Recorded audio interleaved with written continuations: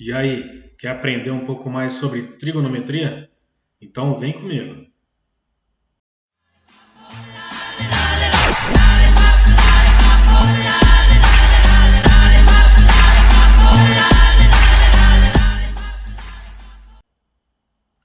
E aí, Fimose?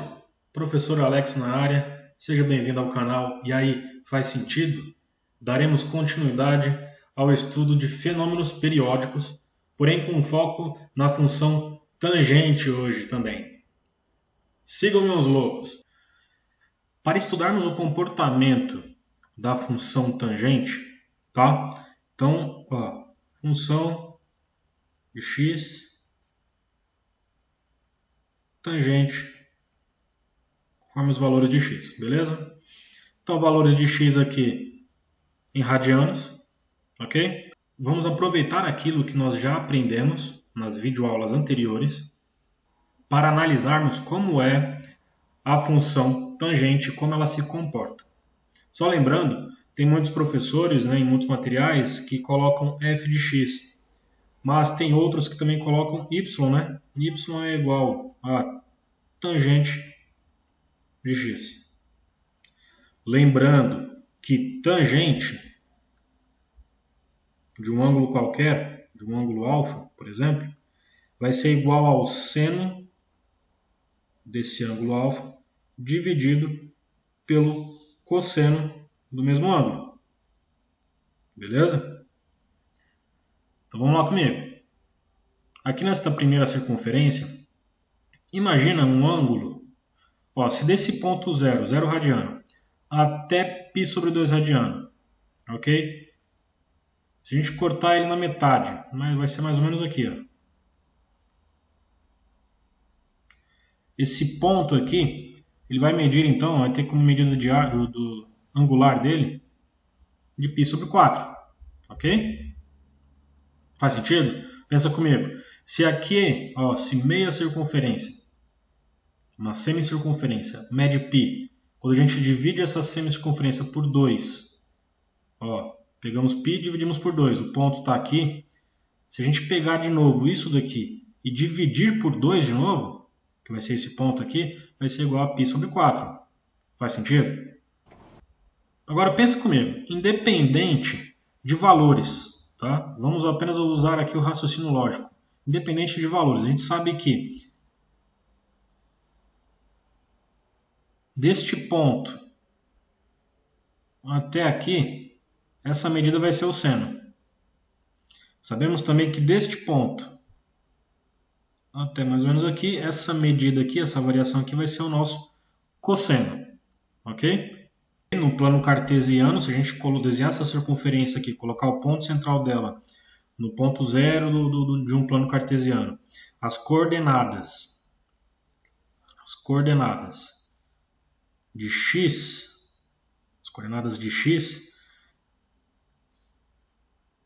serão o nosso cosseno do ângulo alfa qualquer, beleza? Vou imaginar que aqui, formou um ângulo alfa.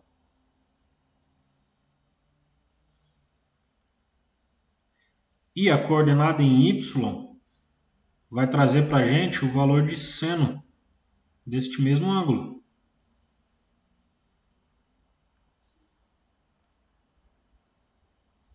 Beleza? Agora pensa comigo. Se é este arco aqui, de 0 radiano até π sobre 4 radiano, tem a mesma medida linear que de π sobre 4 até π sobre 2, porque como a gente não pegou isso aqui tudo e dividiu por 2, então essa distância aqui é a mesma dessa. Vocês concordam comigo, então, que essa medida aqui de seno vai ter o mesmo valor para essa medida aqui do cosseno? Lembre-se, o raio é 1. Então, essa distância aqui ela é exatamente igual a essa distância aqui. Como a tangente do ângulo alfa é a mesma coisa que o seno de alfa dividido pelo cosseno de alfa, e o seno de alfa é a nossa coordenada no eixo y, e o cosseno de alfa é a nossa coordenada no eixo x, se eles possuem os mesmos valores, você há de convir comigo que o seno de alfa e o cosseno de alfa possuem o mesmo valor.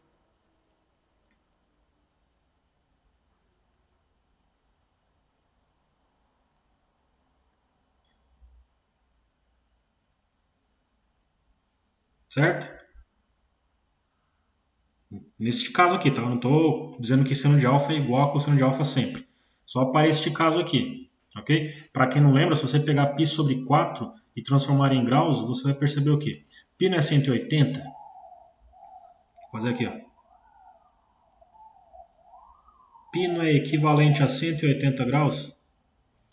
Então, π sobre 4 é o quê? 180 dividido por 4, ok? Se vocês fizerem essa conta aí, vocês vão chegar a 45 graus. Então, π sobre 4 equivalente a 45 graus, certo? Porque se eu tenho um número aqui em cima e divido por esse mesmo número, ele vai ser igual a 1, não vai? Então, a tangente de π sobre 4, ou 45 graus, a tangente de π sobre 4 é igual a 1. Deixa eu arrumar aqui porque ficou feinho, né? Π sobre 4. Beleza? Vamos aproveitar, vamos agora para essa segunda circunferência aqui, ó. A tangente de 0, a tangente de 0 graus, ó, lembrando, né, que aqui a tangente é o que? É essa distância, é a reta tangente aqui. Ó, se a gente prosseguir com o traço aqui, vai ser esse ponto. Então, essa distância aqui, ó, é a nossa tangente, ok? Que no caso de 45 graus, desse alfa aqui de 45 graus, vai ser igual a 1, certo? Ó, faz sentido, né? O ponto está aqui, ó, ele está bem em linha com este ponto aqui, né? E como a nossa circunferência trigonométrica ela tem raio 1, então aqui, ó, nossa coordenada em y vai estar apontando 1 aqui em cima, né? Aqui 0, aqui 1, beleza? Vamos agora seguir o mesmo raciocínio e continuar preenchendo aqui os nossos dados de tangente. Quando a tangente de x aqui, quando o nosso f de x aqui, quando x for 0, ok? Qual vai ser o valor da tangente? O valor dela vai ser 0 também, né? Porque pensa comigo, e a tangente ela não toca exatamente este ponto, a reta tangente não toca exatamente este ponto aqui, ó.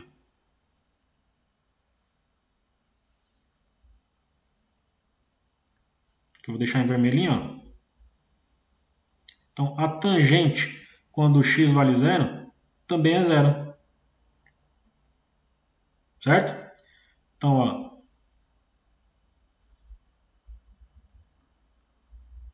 tangente de 0 é igual a 0. Vamos para esse terceiro aqui, ó, aproveitar esse terceiro desenho aqui.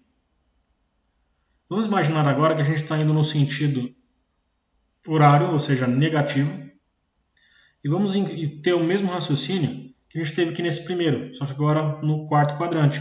Então, se a gente pegar este ponto aqui, ó, mais ou menos aqui, certo? Ele formou esse ângulo alfa, que tem a mesma medida linear do que esse daqui, porém ele está no sentido negativo, ok? Sentido negativo. Então ele vai ser a mesma coisa que isso daqui, só que negativo. Né? A mesma coisa que π sobre 4, só que negativo. Beleza? Vocês concordam comigo que ele também vai dar 1, só que negativo? Porque, de novo, aqui a gente vai ter essa simetria aqui. Essa distância aqui e essa serão as mesmas. E aí eu vou pegar essa distância aqui, que tem a mesma medida que essa, e dividir uma com a outra. Só que quando a gente divide um número por ele mesmo, o resultado é sempre 1. Vou fazer aqui embaixo. Ó. Então a tangente de menos π sobre 4 é igual a menos 1. Vamos ver como é que isso aqui está ficando no gráfico? Temos aqui uma malha, certo? No plano cartesiano. O eixo x está aqui em radianos, ok? E os valores para a nossa f de x, a nossa função, ou os valores de y, estão aqui na vertical. A gente identificou o que? A tangente de 0 é 0. Também identificamos que a tangente de π sobre 4 é 1, vale 1. E a tangente de menos π sobre 4 é menos 1. Você analisando esses 3 pontos no gráfico, você pode de repente cair no erro de achar que isso é uma reta. E não é. Por quê? Quando a gente calcula para os demais pontos e conecta estes pontos, a gente percebe que a função tangente tem um comportamento diferente. Temos aí na cor vermelha o gráfico da função tangente. Perceba o seguinte, quando ele vai chegando, quando o ângulo medir ou estiver próximo de π sobre 2, a tangente ela tende a ser um número cada vez maior, porém, ela nunca vai atingir essa reta aqui, ó, essa assíntota aqui, né? E a mesma coisa nesse outro lado aqui, ó. Quão próximo ela vai ficando de menos π sobre 2, menos π sobre 2 é a mesma coisa que 3π sobre 2, tá? Ou 270 graus. Quando ele vai se aproximando de 270 graus, ele tende a um número cada vez menor, né? Negativo, né? Só que negativo, certo? E aí quando ele gira, quando ele passa, né, de quadrante, ó, quando ele vai aqui para, quando ele passa de π sobre 2, tá? Agora no segundo quadrante, vocês vão observar que ela inicia bem negativa, volta aqui, ó, menos 1 em 3π sobre 4, 0 para π, 1 para 5π sobre 4 e depois repete de novo o mesmo comportamento. Vocês vão poder observar melhor como é que é o comportamento da função tangente. Tá? Aqui ela está dada por y igual a tangente de x. Tá? No eixo de x ele está sendo representado por ângulos medidos em graus, não em radianos. Okay? Vou deixar em graus que fica um pouco facilitado para vocês. Depois eu mostro como é que fica em radianos. Então a nossa f de x, o nosso y, vai ser igual a tangente de x, e quando x medir 0 graus, a nossa tangente vai ser 0. Ok? Está o ponto aqui. Ó. Quando eu aumento aqui, ó, vou aumentar, por exemplo, para 45 graus. Foi do nosso exemplo anterior. Ó, nossa tangente, ó, aqui ele está marcando 0,99, mas é porque deve ter algum problema de arredondamento aqui, tá? Mas se você arredondar isso daqui, está chegando a 1, ok? Então, a tangente é o que? Ó, quando a gente formou aqui, neste arco x, 45 graus, né? Esse ângulo aqui é de 45 graus. A tangente é a medida deste ponto aqui até este outro ponto, que é o encontro do prolongamento que a gente faz do segmento que foi formado aqui, certo? Conforme eu vou aumentando e aproximando este arco de 90 graus, ou π sobre 2, o que acontece? Ó, a nossa tangente, aquela medida lá, vai ficando cada vez maior. Não dá para mostrar na imagem, né? Mas vocês podem observar aqui por este desenho, ó, como ele vai aumentando cada vez mais. Ó. ok? E quando ele ficar aqui, ó, para x valendo 90 graus, essas duas, se a gente prolongar essa reta, esse segmento aqui e formarmos uma reta, por exemplo, ela vai ficar paralela à reta tangente. Nunca vão se tocar. Por isso que não tem tangente de 90 graus ou de π sobre 2, não tem determinação. Ok? Agora, quando a gente vai para o segundo quadrante aqui, ó, ela começa lá embaixo, bem negativo. E aí, ó, vem para cá, ó, ok? Ó, vai se aproximando de 180 graus. E aí, nossa tangente está se aproximando a zero. Chegou a zero aqui em 180 graus, ó, o ponto aqui. Então, eu vou acelerar um pouquinho aqui o movimento, só para vocês observarem o comportamento da função no gráfico, função tangente no gráfico. Olha lá o ponto, o que acontece com ele. Ok? Então, diferente das outras funções trigonométricas que estudamos aqui, né, nas videoaulas anteriores, a função tangente ela tem um desenho no gráfico que não é contínuo, né? Ou seja, ele forma ele começa negativo, passa no eixo do x aqui, né, apontando que é zero, e depois ele sobe bastante. Depois ele repete esse processo de novo. Então ela não é contínua, ou seja, ela não segue um traço, que nem é a função seno, por exemplo, né? O traço da função seno, vocês podem ver aí, que ele é contínuo, né? A função cosseno, mesma coisa, ele é contínuo. O traço, né, se você estivesse fazendo o desenho dele, é como se você tivesse colocado no papel o lápis, a caneta, enfim, você não precisa tirar o lápis, a caneta do papel, você consegue fazer o traço de forma contínua. Já isso não funciona, isso não rola para a função tangente.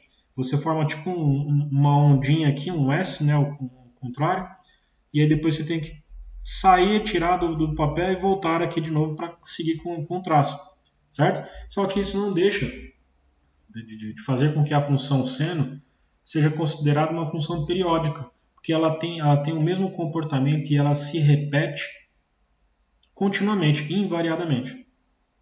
Ok, vamos esboçar um gráfico aí de um fenômeno periódico natural, que são as fases da Lua. Tá? No eixo X, então, coloquei aqui o período em dias. Tá? No eixo Y, estão as fases. Ok? Crescente, cheia, minguante, nova. Período em dias aqui, ele está separado de 7 em 7. Eu não coloquei aqui perfeitamente, porque as fases da Lua elas duram entre 7 e 8 dias, cada fase, né? Na verdade, o período total em que ela fecha esse ciclo geralmente é de 29,5 dias, né? E ela reinicia o processo. Então, um gráfico aqui não faz sentido a gente criar o gráfico, esboçar esse gráfico para valores negativos, né? Não faz muito sentido. Concorda comigo? Então, vamos imaginar que aqui ela começou com a fase crescente, tá? Começou com a fase crescente, e aí durou 7 dias, certo? Beleza. Depois ela entra na fase cheia dela, mais ou menos aqui.